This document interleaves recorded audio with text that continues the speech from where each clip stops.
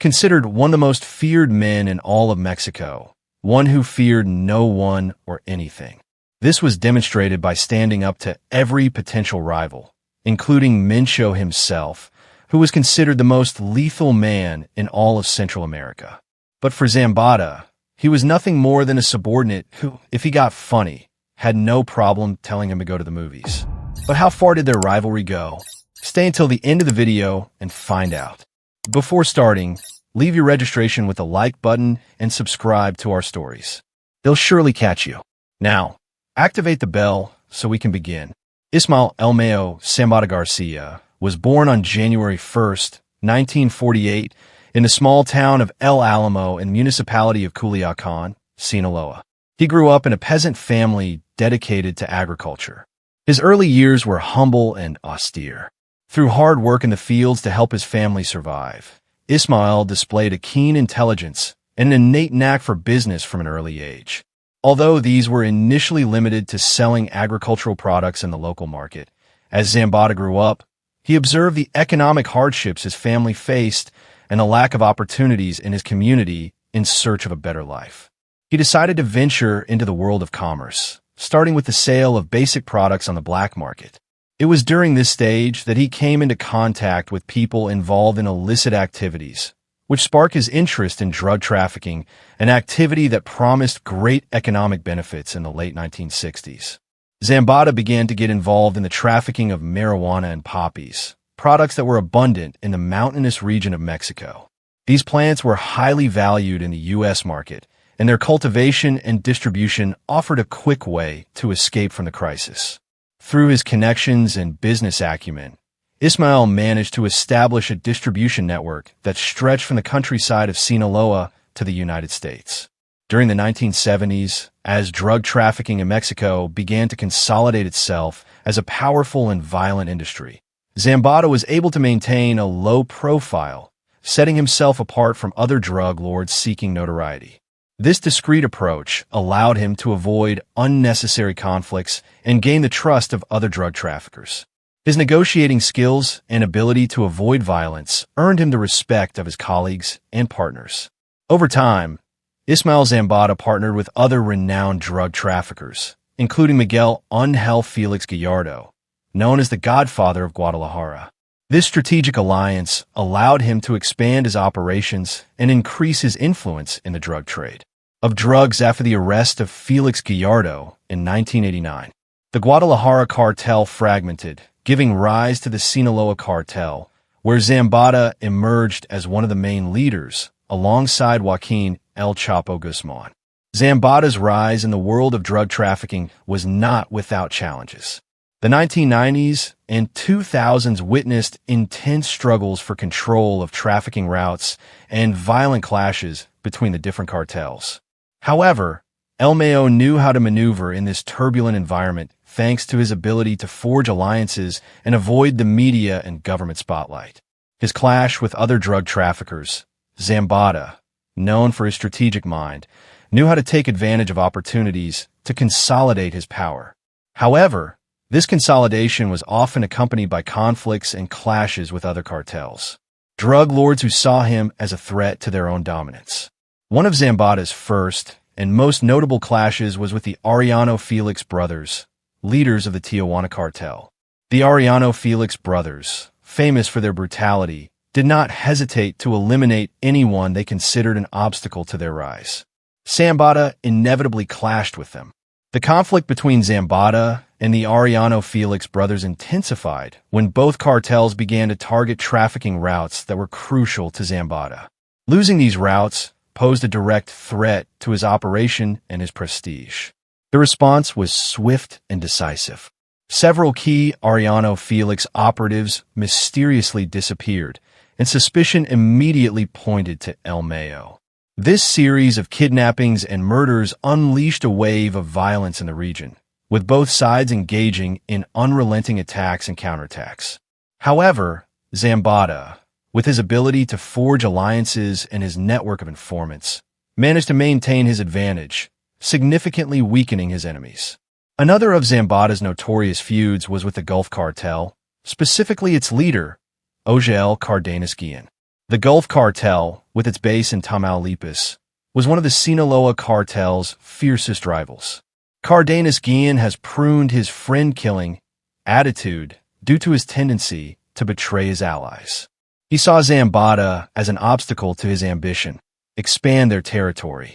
Tension between the two cartels escalated rapidly as each sought to consolidate its power in a bold move. Zambada orchestrated the kidnapping of a close relative of Cardenas Guillen. This kidnapping was not only a direct blow to the Gulf Cartel leader, but also a clear message to all those who might think of challenging Zambada. Cardenas Guillen's response was equally fierce, with violent attacks targeting Zambada's operatives. However, El Mayo, with his ability to anticipate his enemy's moves, managed to avoid the worst attacks and continued to weaken his rivals through a combination of intelligence and brute force. Zambada also had to deal with ambition and betrayal within his own cartel. As his power grew, some of his own men began to see him as an obstacle to their own ambitions. These men were Arturo Leyva, who had been a close ally of Zambada, but whose ambition led him to form his own organization. Beltran Leyva's betrayal was a severe blow to Zambada, not only because of the loss of an ally, but also because he now faced an internal threat. Zambada's response to this betrayal was ruthless, utilizing his network of contacts and intimate knowledge of the Beltran cartel's operations. Leyva launched a series of attacks aimed at dismantling the new organization. These attacks included kidnappings of key members and the elimination of important operators. The violence between both sides was intense, but once again Zambada's cunning and ability to mobilize resources in his favor allowed him to prevail in his war against the Zaz. The history of this conflict began in the early 2000s when the Zaz, originally the armed wing of the Gulf Cartel, began.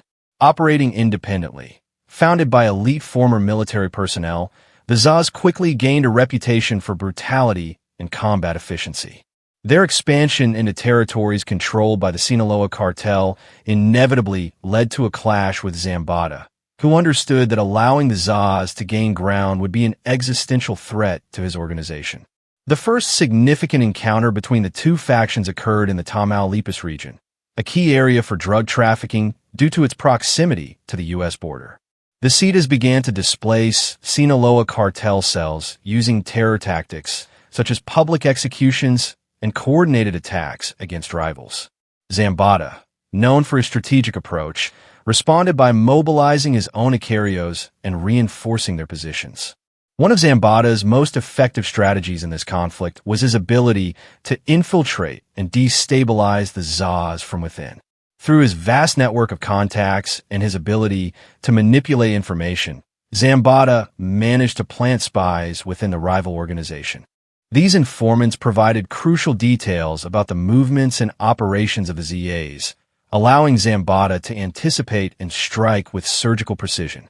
One of the most significant blows Zambada managed to land was the ambush in San Fernando, Tamaulipas. In 2010, using the training of his infiltrators, the Sinaloa Cartel forces prepared a trap for a ZA's convoy carrying a significant shipment of drugs and weapons. The ambush resulted in the deaths of several ZA's leaders and the seizure of a significant amount of resources. This blow not only temporarily weakened the ZAs, but also sent a clear message about Zambada's ability to counterattack effectively as the conflict intensified. Zambada also sought to alliances with other cartels and criminal groups that saw the Zaz as a common threat, formed temporary pacts with the Jalisco Cartel, Nueva Generation CJNG, and other local groups, creating a coalition aimed at confronting the expansion of the Zaz. This tactic of joining forces against a common enemy allowed Zambada to deploy additional resources and coordinate more effective attacks against the Zaz positions. The Zaz, however, were not an adversary to be defeated. With their military training and relentless brutality, they responded with equally devastating attacks. One of the bloodiest reprisals was the massacre of 72 migrants in San Fernando, Tamaulipas, in 2010. Upon suspecting that some of the migrants were collaborating with the Sinaloa Cartel, the Zetas executed them in an act of terror intended to intimidate their enemies and strengthen their control over the region. The conflict also spread to other regions. In key areas such as Veracruz and Nuevo Leon, where both cartels fought fiercely for control of trafficking routes, Zambada continued to use his strategy of infiltration and espionage, dismantling several of the Zetas' operations and capturing their leaders. However, each victory was accompanied by a violent response, perpetuating a cycle of violence that left thousands dead and destabilized large areas of the country. One of the critical moments in this war was the capture and subsequent death of Heriberto Lascano, alias El Lasca, one of the founding leaders of the Zetas in 2012. Although Zambada was not directly responsible for this operation, the elimination of El Lasca unleashed an internal power struggle within the Zetas, weakening their cohesion and effectiveness. Zambada seized this opportunity to intensify his attacks, exploiting the internal divisions of his enemies. Despite the victories, the conflict with the Zetas had an enormous cost for Zambada and the Sinaloa Cartel. The constant battles and the brutality of the Zetas meant significant losses in terms of lives and resources. However, perseverance and Zambada's cunning allowed him to maintain his position and eventually emerge stronger. By the way, if you are enjoying the video, we invite you to give us a like and activate the notification bell so you don't miss any of our videos. We continue his friendship with El Chapo Guzmán. The story of the meeting between Ismael El Mayo Zambada and Joaquin El Chapo Guzmán is fundamental to understanding the evolution of drug trafficking in Mexico, especially in the Sinaloa Cartel. This relationship not only consolidated one of the most powerful criminal organizations in the world, but also changed the dynamics of drug trafficking in the Americas. Ismael Zambada and Joaquin Guzmán were born in the same mountainous region of Sinaloa, a place known for its difficult access and its aptitude for drug cultivation. Both grew up in an environment of poverty and hard work in the fields. However, their personal trajectories led them to become involved in the world of drug trafficking in different ways and at different times in the 1970s. While Zambada was beginning to establish himself as a reliable and discreet operator in the marijuana trade, and Amapola Guzmán was rising through the ranks of the Guadalajara cartel under the tutelage of Miguel Ángel Félix Gallardo, known as El Padrino. Although their paths were initially parallel, they had not yet crossed. The meeting between the two occurred in the 1980s, a critical period in the history of Mexican drug trafficking. The operation in which they met remains shrouded in legend, but most versions suggest that they met thanks to their mutual connections within the Guadalajara cartel. At that time, Félix Gallardo was seeking to consolidate control of the drug trafficking routes to the United States needed trusted men to manage different regions. Guzmán, known for his ability to coordinate drug transportation through tunnels and other innovative methods, had proven his worth and was gaining notoriety. Zambada, on the other hand, had kept a low profile but was effectively managing drug trafficking from Sinaloa. Félix Gallardo, recognizing the skills and potential of both, decided to unite them to strengthen his organization. The first meeting between Zambada and Guzmán was strictly professional. The chemistry between the two was immediate due to their similar backgrounds and their mutual understanding of the industry. Despite having different personalities, Zambada was more reserved and strategic, and Guzmán was more bold and aggressive. They shared the desire to expand their operations and maximize profits. As they collaborated more closely, their relationship strengthened. They worked together on various operations using Guzmán's network for transportation and distribution. Zambada's logistics and production and distribution network proved extremely effective, allowing the Guadalajara cartel to consolidate its power and expand its influence. The real turning point in their relationship occurred in 1989. When Félix Gallardo was arrested, his capture left a power vacuum in the Guadalajara cartel, and different factions began to vie for control. Amid this fragmentation, Zambada and Guzmán saw an opportunity to establish their own dominance. They decided to form a new organization, taking advantage of the confusion and instability to build what would become the Sinaloa Cartel. The creation of the Sinaloa Cartel marked the beginning of an era of expansion and consolidation for both leaders. Guzmán, known for his ability to evade justice and his ingenuity in logistics, became the visible face of the organization.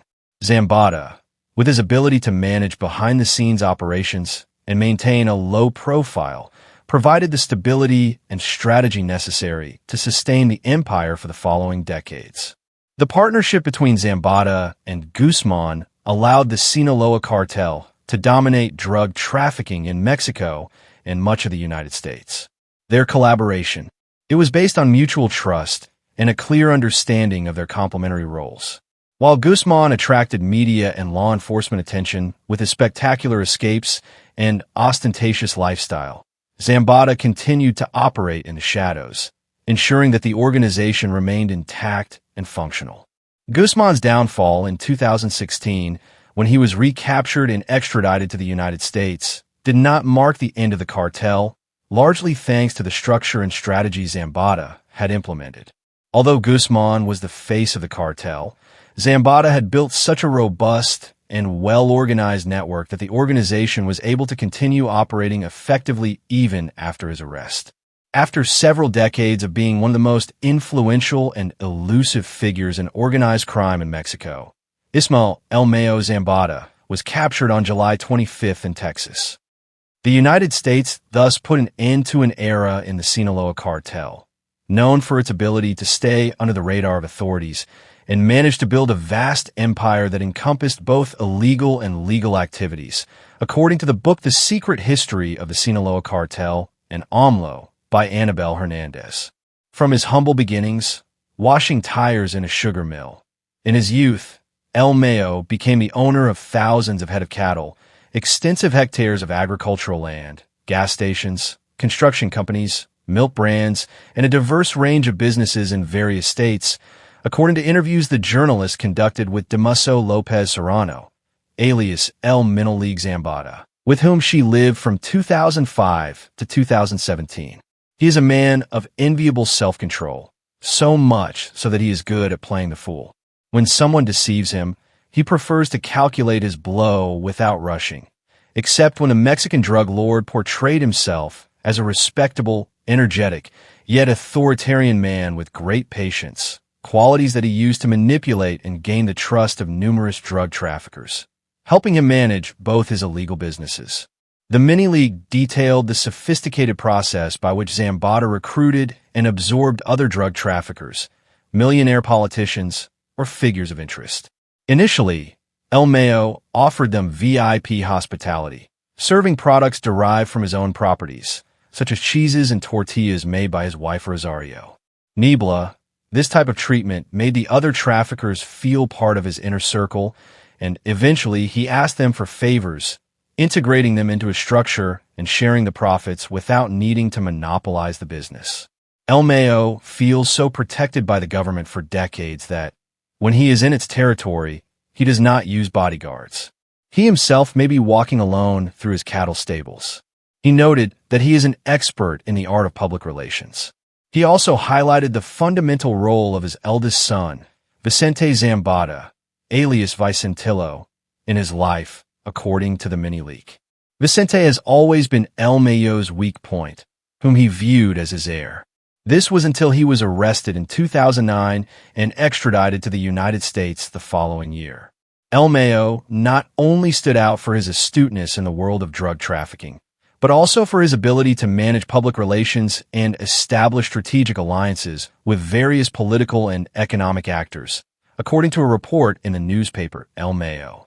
Over the years, Zambada negotiated with governments of different political stripes and managed to maintain a balance in his operations, adapting to changes in administration and power dynamics. However, his dominance was not without challenges. The internal struggle with the Chapitos, sons of his friend, father, Joaquin El Chapo Guzmán, marked a period of conflict and tension within the cartel. The betrayal of the Chapos, the rivalry with the Chapitos, which at times escalated to armed clashes, was one of the factors that complicated the stability of his empire and eventually caused his downfall.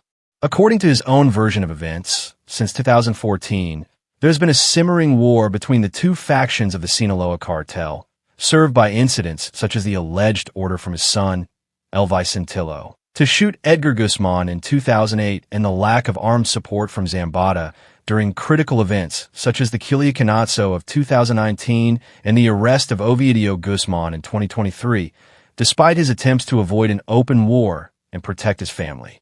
External pressures became unsustainable.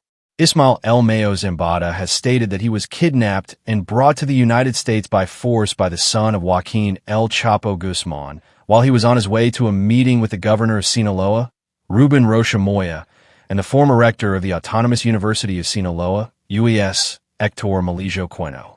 In a statement, Zambada detailed that Joaquin Guzman Lopez, one of the so-called Chapos, had requested assistance. May claims that Guzman Lopez, whom he has known since childhood, asked for help mediating the dispute between Rocha and Ojeda. The meeting was also supposedly supposed to include the leader of the El Chapitos, Ivan Archivaldo Guzman Salazar. Zambada says he was ambushed by a group of armed men working for the El Chapitos at the meeting location. They beat him, put a dark hood over him, and tied him up before putting him in the back of a pickup truck. He was then taken to a landing strip and forced onto a private plane, where he arrived in El Paso, Texas, in handcuffs, along with Guzman Lopez and the pilot. Regarding the murder of Ojeda, which occurred on July 25th during an alleged attempted robbery of his pickup truck, Zambada maintains that he was killed in the same place and at the same time that he was kidnapped. In addition to the disappearance of 2 members of his security team during the meeting, Zambada, who faces 17 charges, will be tried in the same New York court that sentenced El Chapo to life in prison.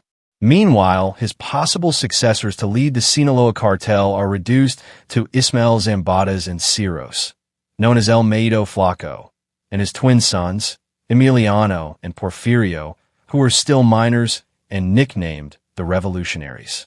The rest of his sons are free in the United States. The events that shaped the reputation of El Mayo Zambada I. His vision for the expansion of the Sinaloa Cartel is unparalleled.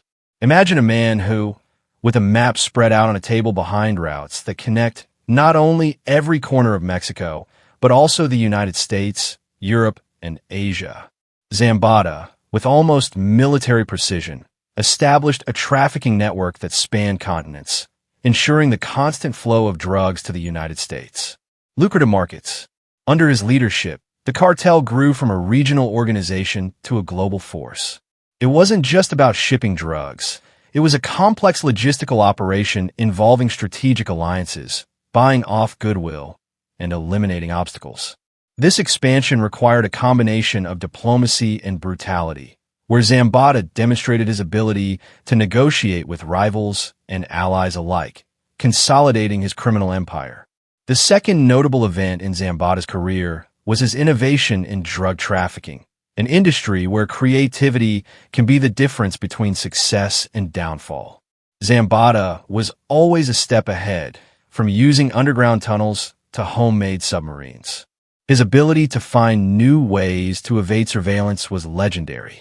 One of his greatest achievements was the construction of a series of sophisticated tunnels between Mexico and the United States, equipped with ventilation systems and rails. These tunnels allowed the passage of tons of drugs undetected. DEA agents were constantly one step back, amazed by the ingenuity and scale of these constructions. These tunnels were not only a marvel of clandestine engineering, but also a symbol of Zambada's audacity. The tunnels became legendary, and each time one was discovered, Zambada's reputation as a criminal genius grew. Finally, the third event that cemented Zambada's reputation was his ability to evade justice. Unlike many other drug lords who fell to the law, Zambada managed to remain free for decades, constantly defying the Mexican and American authorities. His ability to maintain one step forward was almost supernatural.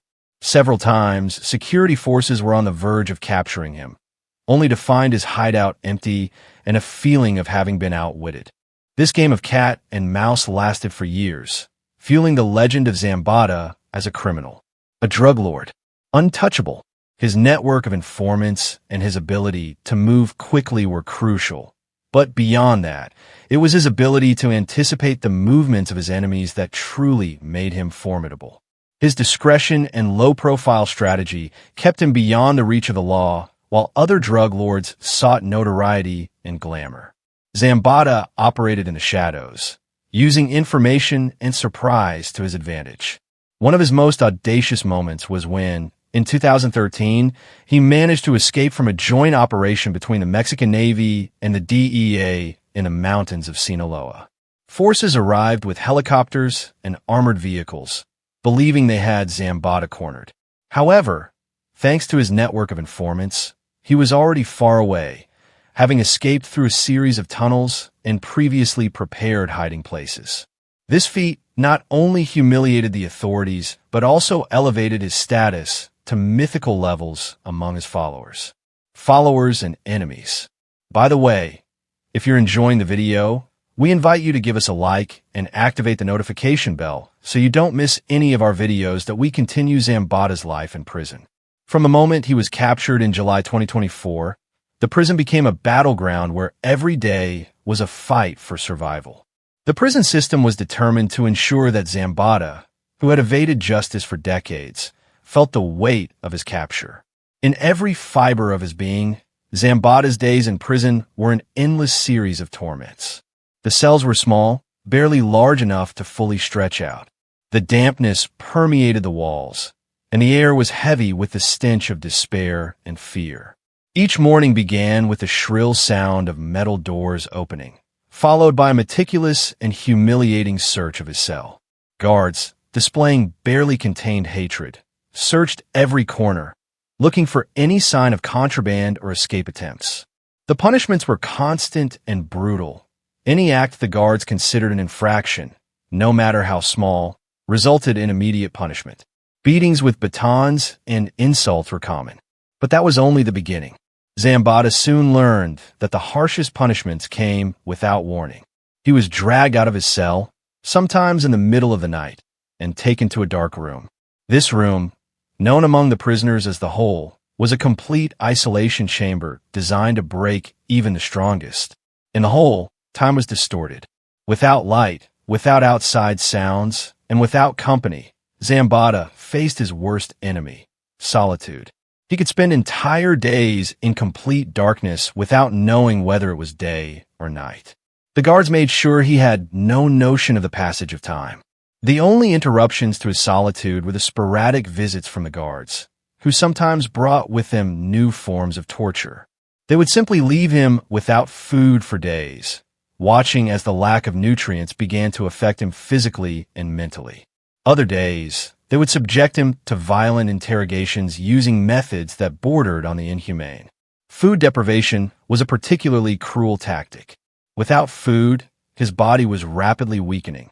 Malnutrition manifested in his pale skin and sunken eyes. But what was most alarming was the deterioration of his mind. The lack of food, combined with extreme isolation, began to wear down his mental resilience. Thoughts became confused, and hallucinations were frequent. In his weakened state, Zambada was forced to relive the darkest moments of his life, haunted by the ghosts of his past. However, despite these brutal punishments, Zambada maintained a spark of defiance. He knew that his downfall was celebrated by many, but he also knew that his reputation depended on his resilience. Every time the guards dragged him out of the darkroom, they expected to see a broken man, but Zambada, although physically weak, maintained an air of dignity that infuriated his captors. No matter how many times they beat him or deprived him of food, he always returned to his cell with a look that said he hadn't been beaten yet. This resilience only served to increase the intensity of the punishments. The guards, frustrated by their inability to completely break him, resorted to even more extreme methods. There were times when they left him without water for days, hoping thirst would do what beatings couldn't. Other times, they subjected him to extreme temperatures, leaving him in freezing or hot cells to the point of dehydration. But Zambada, hardened by years of life in the drug world, found ways to endure the pain. He escaped, One particularly dark night, when silence hung over the prison, Zambada put his plan into action, taking advantage of one of the few moments when the guards weren't looking, as they already considered him too weak to attempt anything. He used a sharp piece of metal that he had managed to hide for days with precise, silent movements. He began working on the bars of his cell, weakening himself. The only obstacle was getting out of his cell undetected. He used a small, broken mirror to make sure there were no guards in the hallway. He stealthily slipped out of his cell and headed toward the service area, where he knew there was a ventilation grate that could be his way out. The grate was secured, but Zambada, always forward-thinking, had kept a small tool that allowed him to silently unscrew the bolts, crawling through the ventilation ducts. Zambada felt every blow, every wound, and every torture he had suffered, but he also felt the adrenaline rush and the hope that the ventilation grill led him to a maintenance room, a small room barely used by prison employees. There he found a uniform and put it on, knowing that his appearance had to be as convincing as possible for the next step of his plan. Disguised and with an air of confidence, Zambada moved through the halls with the confidence of someone who belongs. He knew the key was not to draw attention to himself, acting as if every movement was part of his daily routine. His heart was beating rapidly, but his exterior displayed calm. Unperturbed, he headed toward the service exit, a door that, according to his observation, wasn't as heavily guarded as the main ones. As he approached the service door, he had to confront one of the guards. He maintained his composure and, using his innate ability for manipulation, told the guard that he had been called for an emergency. Outside, the confidence in his voice and the naturalness of his movements convinced the guard, who allowed him to pass without question. The fresh night air hit his face as he finally crossed the threshold of the prison, but his escape was still not over. He was assured that Zambada knew that the prison was surrounded by high, guarded walls and that he couldn't simply walk to freedom. He had prepared a rope made of sheets in advance, hidden near the outer wall in a place where the security cameras had blind spots. He ran toward that spot, using every shadow and every dark corner to stay out of sight. When he reached the wall, he pulled out the makeshift rope and began to climb. Every muscle in his body screamed in pain, but the will to escape grew stronger. When he reached the top of the wall, he took one last look at the prison that had been his personal hell and then quickly descended to the other side. He knew that the true danger had not yet passed, since the area around the prison was patrolled by guards, using the knowledge of the terrain he had acquired during his days of observation. He moved quickly toward a nearby wooded area. There, he had a hiding place prepared with enough supplies for the first 4 days. He had relied on his network of contacts who had left a vehicle at an agreed-upon location ready to take him to safety. The vehicle, an old SUV, was hidden in the thicket of the Zambada forest. He found it and, with a sigh of relief, started the engine as he drove toward freedom. His thoughts turned to the next phase of his life. And so we come to the end of this video. If you liked it, I invite you to give us a like so we can continue making more videos like this one. Also, don't forget to subscribe and activate the bell so you don't miss any of our new videos. I wish you a great day. Until next time.